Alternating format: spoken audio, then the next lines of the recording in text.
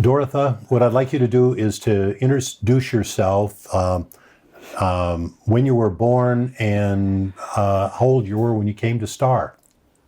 How old I was when I came to Star? Oh, let me see, in 1977 I would have been 33, 34. I mean, not 34, 44. But you came here in 1977. Right. That's all we need to know. So Okay. if you could introduce yourself. So if you'd introduce yourself and... Now, you ready to start? My name is Dortha Wickstrom, and I have lived in Star since 1977. We moved here from San Diego, and I have 4 sons and had 3 daughters, but only 3 of the sons was still at home when we moved here. But the rest have moved here, except 2 daughters that I've lost. So we're a family operation here. So what brought you to Star? My husband was a plumber, and he had a friend that owned a plumbing company here and wanted him to come and work for him, and so we did. We moved, and we had spent 6 weeks vacation a couple of years before and traveled all the Northwest and from San Diego up the coast and into Canada and back through Montana and Idaho, and we just liked Idaho, and so when this friend wanted him to come and work for him, we did. So we moved here, and we lived in Boise for a few months while we were looking for a house, and lucky enough to find this place. It's 40 acres on the river, and it was part of the lake acreage was mint farm at the time, and so we leased it, and then the person that was leasing it got sick and was not able, so we became mint farmers. And we had about 15 or 16 cows and raised alfalfa for the cows, and we had a few horses, and so the kids could learn to ride and rodeo or whatever they wanted. So we've loved it here ever since we moved here. When we first came to visit, after our friend made the offer, we came up to visit and looked around, and we decided we wanted to live either in Eagle or Star. I didn't quite get in Star, but on the river, close enough. And my youngest son was in the 4th grade, and he went to Star Elementary. The other 2 boys were in junior high. They went to Lowell Scott Junior High. And I had always volunteered at school. So I volunteered with my son at Star Elementary, and then became friends with all the teachers, and they kept saying, "Why don't you sign up to be a sub?" And I said, "I don't have a teaching certificate," and they said, "You don't need to." So I did, and I subbed in the district for 8 years, and then I ended up at Star Elementary as full-time, and 25 years later I retired. So it's been a great place. We've loved it, and we've remodeled and built shops, and we had this is only a 1-bedroom house. And first we had planned to add on, but we decided that we couldn't. So there was an old milk barn there, and my husband decided to make it into what we call the bunkhouse for the boys. And that's where they lived. They had their meals with us, but that's where they slept. And they had a little room for their hobbies and homework, and a bathroom, and but they spent their time in the house with us. But and then after they grew up and moved, now it's a guest house, so it works out great. When we have company, it's family, it works out great. So other than that, we just have enjoyed here, and we built a patio that kept getting larger and larger. And my husband put a roof over it, and then he put sides on it, and so that's our place for our family and friends, and it's where we spend a lot of our time. You mentioned the animals you had here, horses and whatnot. What kind of family activities were you involved in? What did you do with raising your kids? We just let them go to the river to fish and hunt, and they enjoyed that. And the river is close by, and then in 2001, they put a subdivision next door. It used to be a dairy farm for all the years that when we lived here.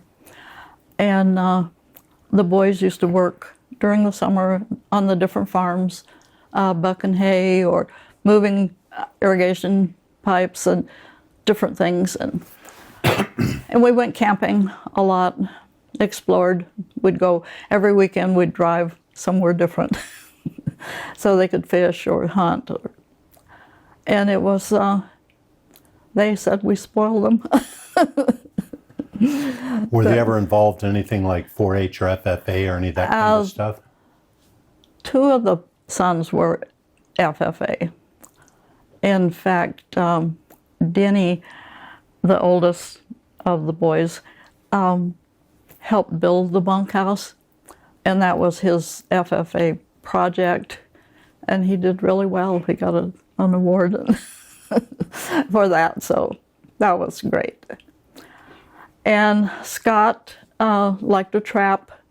He trapped muskrats and mink or whatever he could, and that was that kept them busy, and they loved it, and they loved having their friends here. And one of the sons rodeoed, bull rider, so I spent a lot of time like this at the rodeos. And his friend and his mother and I would sit in the stands, and we had so much fun. We really enjoyed that.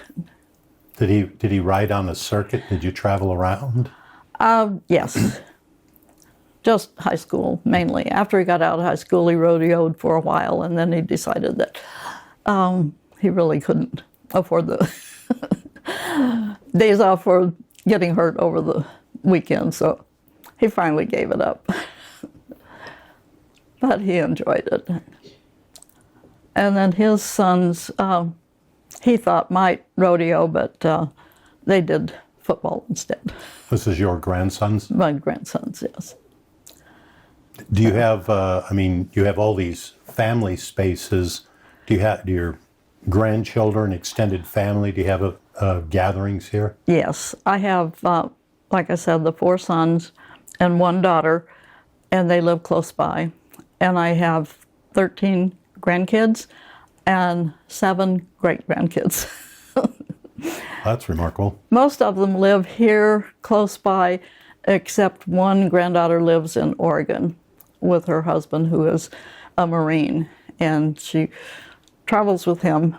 But otherwise, the rest of them are all here, and we have a lot of family gatherings. And the patio, my husband and one of the sons built a partition across the middle so we can use that all winter. We have Thanksgiving and with 25 or 30 people out on the patio, and sometimes Christmas. But it's been great. We've loved it. And like I said, we had the horses, And then after the kids graduated from high school and moved away, and my husband said, okay, been there, done that. I said, but I just like to see them out in the field. And he said, I'll get a big one and put out in the field for you. And I go, no thanks. But we had a lot of fun. And the kids loved it. And the ones that didn't live here would come to visit. And then when they had kids, then they'd come to visit. And so it's been a great place. And we call it Wickstrom Ranch. I don't know. It just kind of, the name kind of stuck with one of the sons that still lived in San Diego. Started calling it the ranch. So it just became Wickstrom Ranch. So we're happy with what we have. Been lucky. Very fortunate. You live so close to the river. Do you ever have any issues with flooding? Only one year we had flooding in 2017, I believe it was, that the pond came up almost to the road, and it flooded the field in back of it. But that's the only time we really flooded. And sometimes the slough runs between here in the river, and the slough sometimes gets the field wet in the corner back there. But other than that, we haven't really had any problems. And it doesn't sound like that interfered with the farming you were doing, whether it's raising alfalfa or... Right. And now I lease the farmland, 34 acres of the farmland, and the rest I just live on, and my kids help me take care of the place. And since my husband died 7 years ago, and so they help me take care of it, and so I'm satisfied. I don't have to worry about anything. I have a problem, I just call somebody. It's good they're close by and willing to jump in and help as needed. Yeah. Do you, what was your first impression of Star when you moved here? I mean, when you first saw it and then later when you moved here? I loved it. And it was small, there was just a grocery store and I believe a gas station and a little restaurant. And I believe seemed like there was a car wash or something across the street from the Star Merc. Star Merc, the front door was on State Street. And when we moved here, two of the boys were in junior high and then high school, and they cruised every Friday night, and so we had to up their curfew. Their curfew when we first moved here was 11 o'clock, and they said, Mom, we can't come home at 11 o'clock. Nobody will let us go with them. So we raised their curfew. But like I said, during the summer they'd work, and then they worked around here all the time. So it worked out great. You said they cruised. Where did they cruise? Downtown Boise. Okay. Just up and down the main street.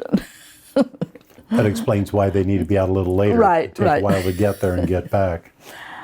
And then they would come back with their friends and sit down and Star at the...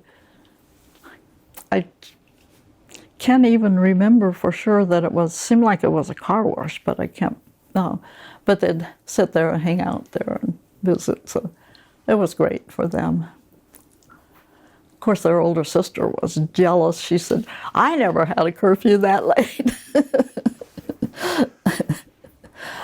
But they've all loved spending time here and having the place to just be free and wander around, go down to the river. And And then when they built the subdivision, the owner didn't want anybody to be able to build a house close to us, so he built this pond on their property, but he said we could have lifetime access to this pond, treat it like our own, so we've had the use of that pond. And so the kids and grandkids and now the great-grandkids all can come over and swim and spend the day outside just being kids.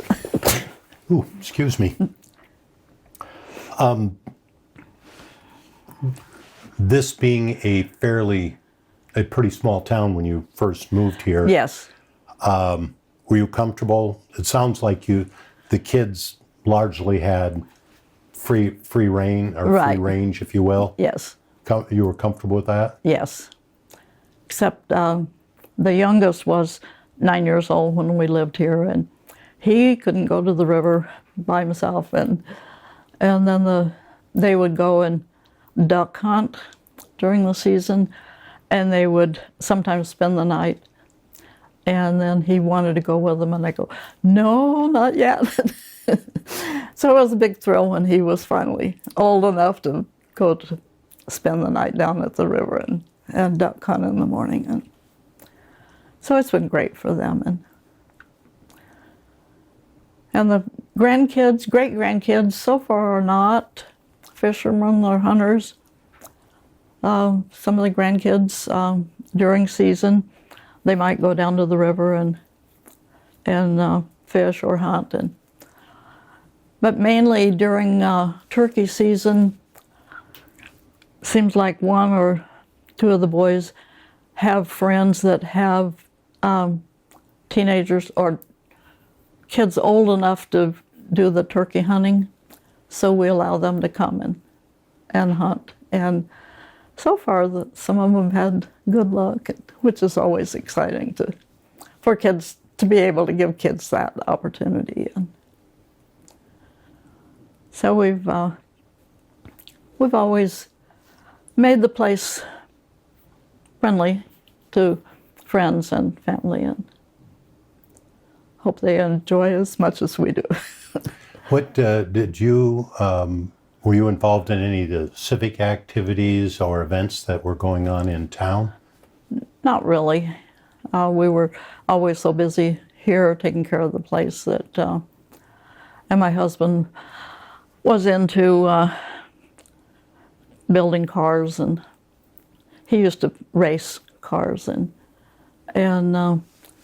so he was always busy either working in the shop or in the fields, so we just didn't do a lot of that. And then I'd go to as many of the grandkids, baseball games or football games, different activities as we could, and so we just stayed busy with that. And then like I said, I spent 25 years at Star Elementary. So that was always fun. I always enjoyed that. You've seen changes, obviously a great deal has changed in town, yes. But even the school. Right. The school has a new building, and when we first moved here, the old building was still there. The new school was built, and it was grade kindergarten through 6th grade, and then they changed to kindergarten through 5th grade. But we always enjoyed the activities there, the fundraisers and different things. But we saw the school being torn down and Starmark expanding, and new library and new post office, and all that was new since I lived here, and have enjoyed all of it. The traffic is not too bad at times, but it's the whole area is growing so fast, and Star has grown a lot with all the new subdivisions, and different businesses and restaurants, and so I pretty much stay pretty close to Star when I go out to a restaurant. It's nice to have close by. Are there any changes that you were glad to see? Well, when I first moved here, Joplin Road was a dirt road, and I got stuck in the mud a few times, but once in the snow, but now it's paved and it's nice, and not a lot of traffic on it still, so I still feel like I'm in the country, and I kind of miss the dairy farm next door and seeing the farmer out on his tractor and all that. But the other neighbors have cattle, and so we still feel like a farm area. Is there any particular season you enjoy? Summer. Like summers? How come? I love summer. I love to be outside, and I love to be warm. I like to go for walks, and in the winter it's kind of cold. And my mailbox was up on Joplin Road, which is 3/4 of a mile. And then after they built the subdivision, the post office said I could put my mailbox over on Stonebriar Road. So I have a lane that goes over there. So I walk over there every day to get my mail, rain, snow, whatever, which is nice. I really enjoy being outside. So that's why I like summer. And then the kids come over to swim and stuff, and we can have picnics and be outside more.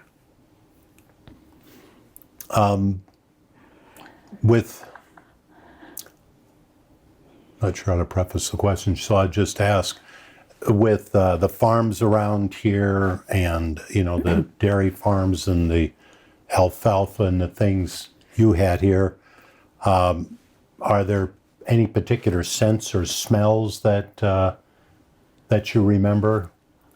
No. The neighbors have their feedlot next to our property, and once in a while I could smell the feedlot, but not bad enough to be a problem. Is there a favorite smell? When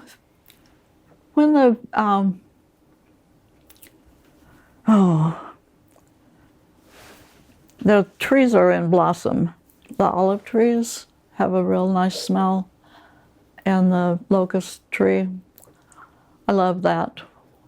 I love when everything just starts to turn green.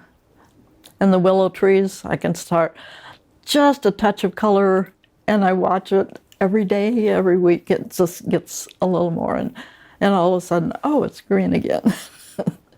So I really enjoy that. Excuse me, I'm going to just look and see if there's... Oop.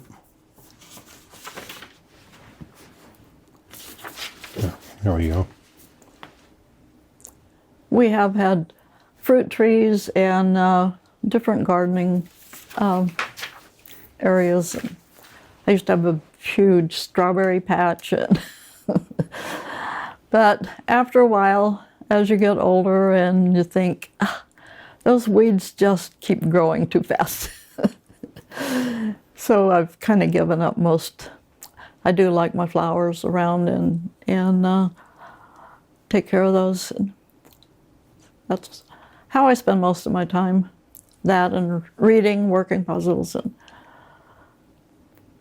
I'm a big baseball fan. Dodgers are my team. So I spend time every day watching Dodgers and the Padres from San Diego. I still like, so that's what I just enjoy life every day, just doing whatever I feel like doing each day. It's nice. I was going to have to ask, how can you root for the Dodgers when you lived in San Diego for so long? I mean, that's like It's the only worse rivalry is Right. the crosstown rivalry in LA and, of course, San Francisco. My husband's sister's son played for the Dodgers. Oh, okay. So I was kind of always watched the Dodgers, even when I was growing up in high school. And I'd come home from school, and my mother would have the Dodgers game on. And so I got kind of acquainted with the Dodgers and always liked them. And then when our nephew played, then we used to travel to different ballparks, Denver, and Phoenix, and Seattle, and different places to see him play. And that was always fun. So I just still a Dodgers fan, but then I still a Padres fan too. And I plan my vacation to San Diego when the Dodgers are in town. So I can go to a game. Get to see both teams. Right. So So I think you said, is it 40 acres here? Yes. Okay. So, I don't know, have you had experience before you guys moved here with farming or? No. So talk to me about that. Like, that's got to be an interesting story to come here, to have to then try to work 40 acres. I'm sure that's got to be quite a learning curve. and It was. experience. It was. So if you can talk to Dean, Yeah. just tell him your experience that you had with that. I think that would be very fascinating. When we moved here, like I said, there was a dairy farm next door, and then certain times of the year, then he'd have his corn, plant corn. So, and the neighbors would plant corn. So when we moved here, there was corn all around us, surrounding us, and then the field, only 34 acres were in mint. And then when the person that was leasing the property could no longer farm it, we had to take it over.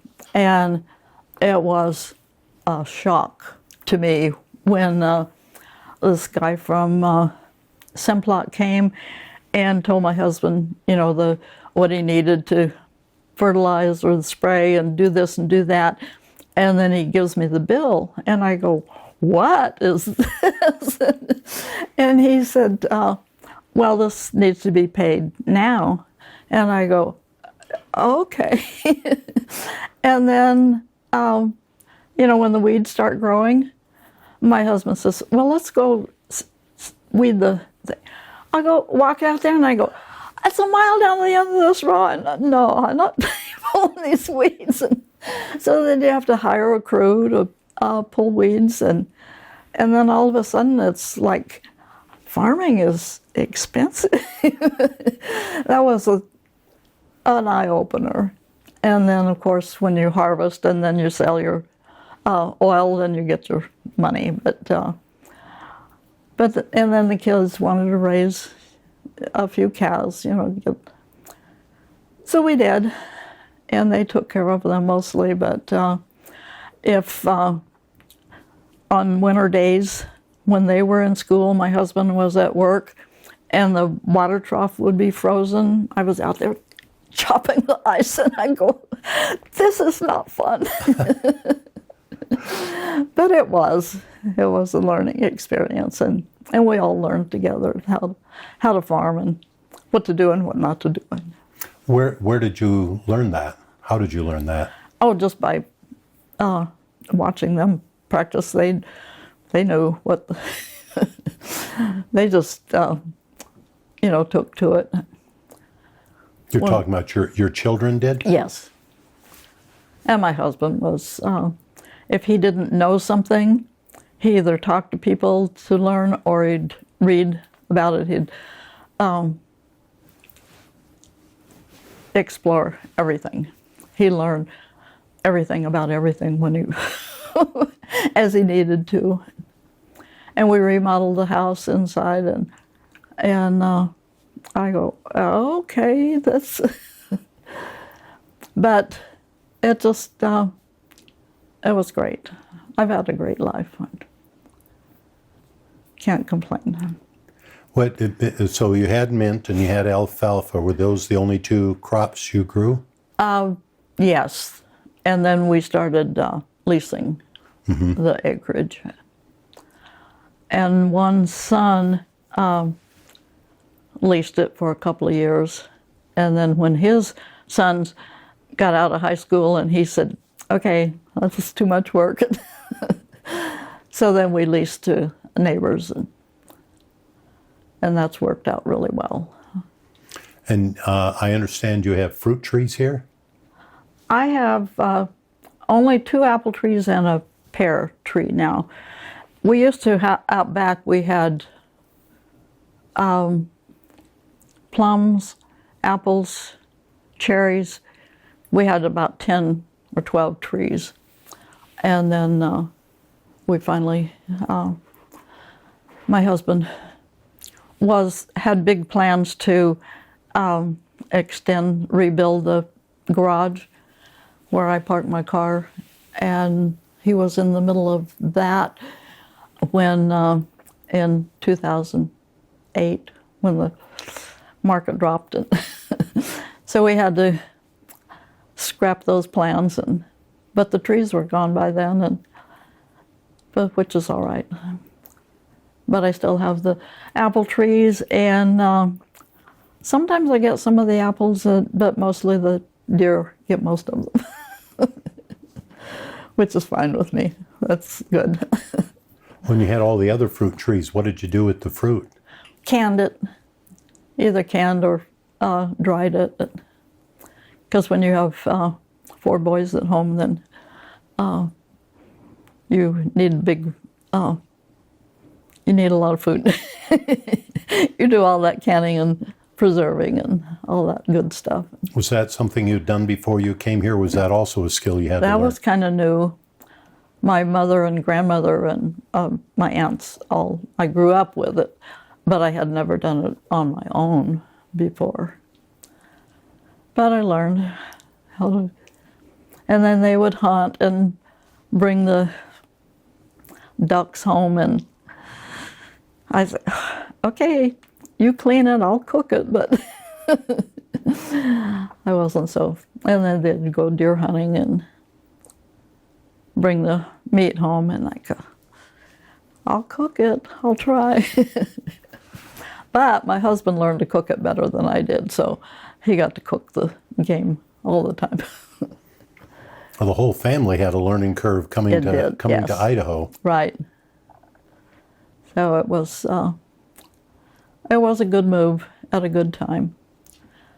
We had originally planned to wait until all the kids were out of high school, and we had thought maybe Oregon or Washington until we discovered Idaho.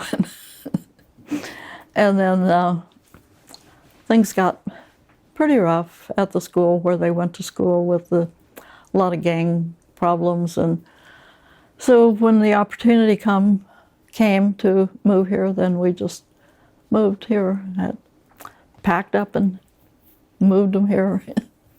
Good place to raise the family, though? Yes, yes. It has been. And then some of the granddaughters are fishermen or fisher women, I guess. They love to fish and hunt, and so it's been great for, and still is great for the family and the great grandkids. Like I said, they like to come over and swim and play outside and build forts and do all that outside stuff, but so far they're not into hunting, which is good. I mean, which is all right. Not everybody has to hunt. So I feel like, I guess being on a farm, you're very entrepreneurial in that you're the one driving a lot of what you produce, and I've always heard that there's always something to be done on a farm. How do you go about like making those choices of what needs to be worked on when, and how, what do Are you always chasing something, whether it's harvest season or is it because winter's coming? No. Or, I'll have you just talk to Dean. But Right. You have to get ready for winter. You have to winterize everything and take care of the sprinklers and all that. And then in the spring, there's always things to do to hook up the water again and start planning, deciding when to plant a garden. And we learned when we first moved here, all the old timers said, don't plant until all the snow has gone off of bogus. And so we pretty much still stick to that. And I'm still waiting so I can plant my flowers. And my son and daughter-in-law usually plant a garden out back. And I just, I'm not really into planting, pulling weeds and doing all that stuff anymore, so I let them. They pretty much take care of that, which is nice. And I just get to spend time with my flowers and putter around outside doing what I want to do. And if I don't want to do it, I just ask somebody else to. Well, when you were farming, did you hire folks to come in and help move pipe, or was that you, your husband, and the kids did it? Or? They did, yes.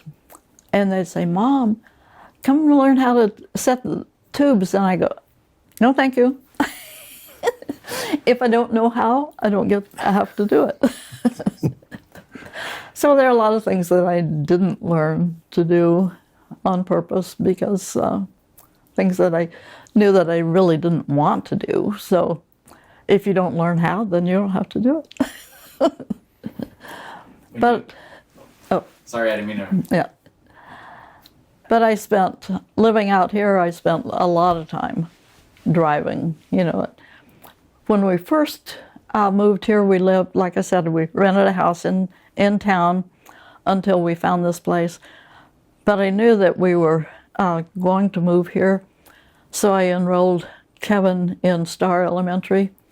We lived in Boise, so I drive him to Star every morning, the other two to Lowell Scott Junior High, and in the afternoon I have to come pick them up, and so I just and people would say, "Oh, you're new here. Where do you live?" And I said, "In my car."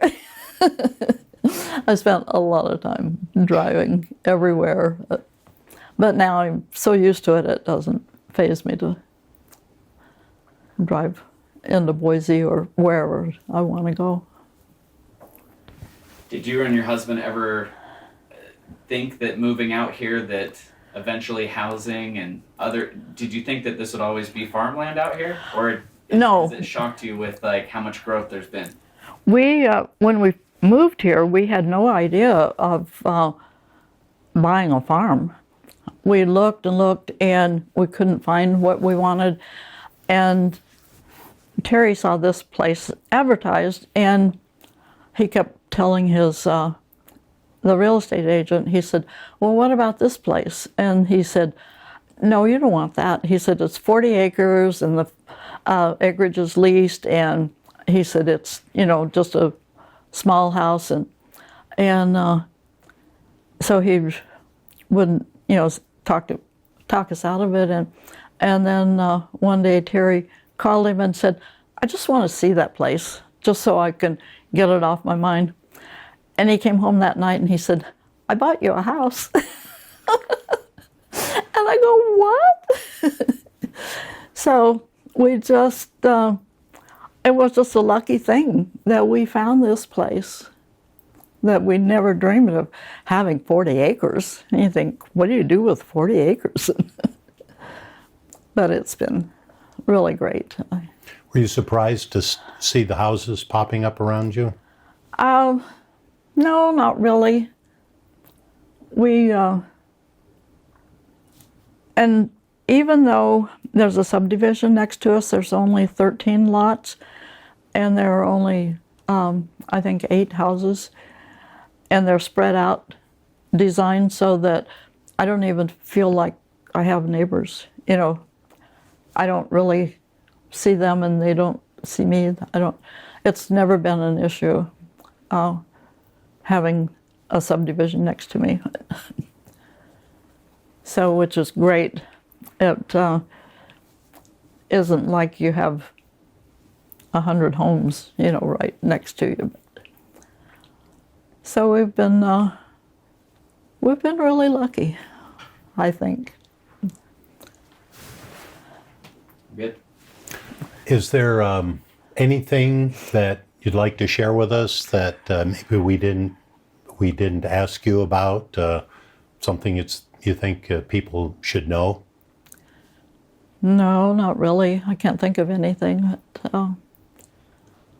I just, it is living here close to the river, and I do have cars come sometimes to go to the river, and they don't recognize that this is private property, but most people will stop and ask if they can go to the river, but some just come through it. Especially now, as I get older, then I don't worry about safety, but it's always the thought is always there. That's with my kids' thought that with strangers coming in. But so far, it's never been a real problem. Most people are nice if they do come on your property and realize, that it is private property and they should ask permission. So it's not been a problem. I do have one other question. Would you take your kids to the Mercantile or reward them by taking them to the Merc and getting anything there? Oh, I used to shop at the Merc a lot. I still shop at the Merc. In fact, I have an account there. It's always been, and the Star Cafe, I've been real happy with the Star Cafe.